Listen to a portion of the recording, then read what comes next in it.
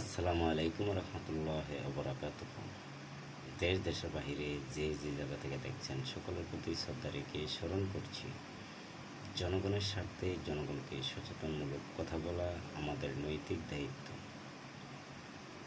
সাধারণ জনগণের মনের ভিতরে একটা কোলাহল বয়ে রয় সংসদ সদস্যকে নিয়ে।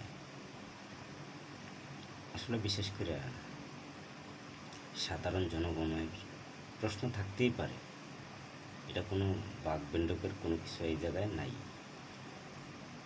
তো প্রশ্নের সম্মুখীন বিভিন্ন সময় আমরা দেখি, বিভিন্ন সময় প্রশ্ন মোকাবেলা অবশ্যই সকলেরই করতে হয়। তো বিশেষ করে সংসদ সদস্যকে নিয়ে জনগণের মনের ভিতরে যে একটা ভুল ধারণা আছে, এই ভুল ধারণাটা আসলে সরিয়ে দেওয়ার দরকার।